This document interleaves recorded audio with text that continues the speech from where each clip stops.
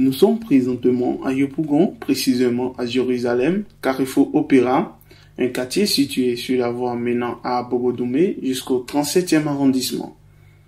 Ici, les populations vivent dans des conditions d'insalubrité extrêmes, exposées à des risques sanitaires considérables et aussi aux risques d'inondation en saison pluvieuse. Pour en savoir plus sur ce problème et ses conséquences, nous avons rencontré Madame Assémian, habitante du quartier depuis 2002, et certains riverains. Moi, je suis dans ce quartier depuis 2002. En tout cas, on était ici, il n'y a pas eu de soucis. Il y a un caniveau qui relie ce quartier au quartier Awa, à la société Awa. Et ce caniveau, c'était l'eau Awa qui passait. Et cette eau était très limpide. Souvent, même pour les travaux de maçonnerie, on partait puiser l'eau pour faire les travaux. Et depuis, ça fait 2 ans de cela, il y a des gens dans le quartier qui se sont branchés dessus avec les eaux usées. Ils ont fait leur canalisation avec les eaux usées. Et cela, bon, ça ne créait pas de problème. Mais depuis l'année passée, ce quartier à Bayaté là, les gens ont commencé, en ce moment qu'on était ici, le quartier n'était pas habité. Le quartier à Bayaté n'était pas habité.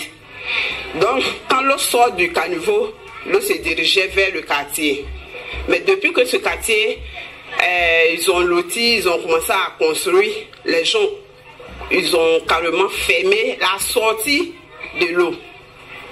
Et quand ils ont fermé la sortie de l'eau, tout a commencé à remonter dans le quartier ici. Il y a longtemps, nous, on est ici. L'eau là, quand ça vient dans le caniveau là, ça passait en bas. Et puis ça sort dans le gros trou là-bas.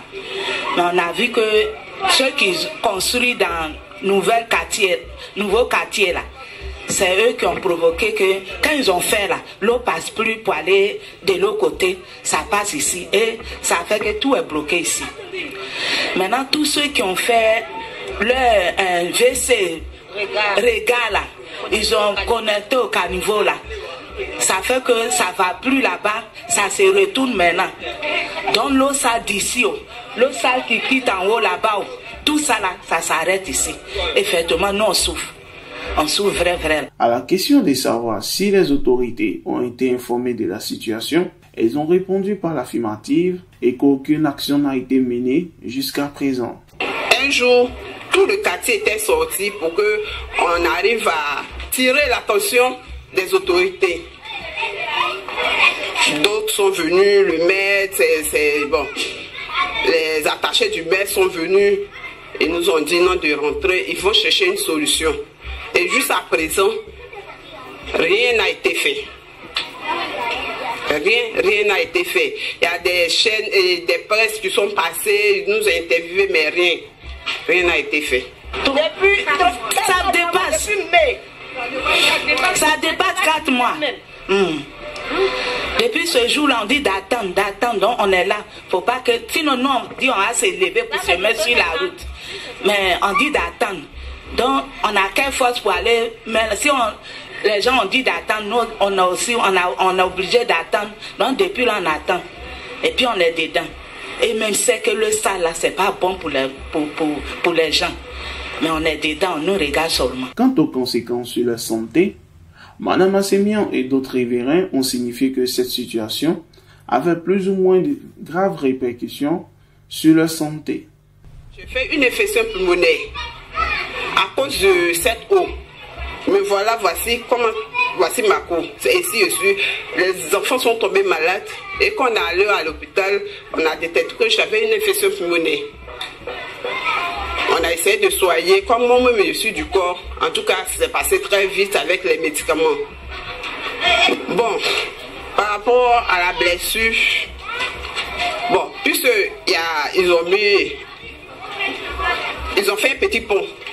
Donc quand je sautais, c'était la nuit. J'ai trébuché, je suis tombée. Il est mal, ça fait plus de 3 mois. Je n'arrive pas à aller au travail. Je suis assise. On est tombé malade. Et quand on tombe malade, on s'en va. Les enfants ont comme grandes personnes, infection. Voici un mec. Un jour, l'enfant l'a évanoui dans ma main. On est parti par lui avec une infection. C'est là on a traité, puis l'enfant là est sauvé. Voilà l'autre. Malgré cette situation, les riverains gardent espoir qu'une solution peut être trouvée et ils lancent un appel de détresse pour attirer l'attention des autorités sur leur situation de précarité et demandent une aide urgente. Donc on demande pardon aux autorités s'ils entendent notre cri, qui viennent nous aider, qui viennent faire quelque chose pour nous. Nous on demande pardon, il n'a qu'à venir arranger et parler aussi à les gens du quartier.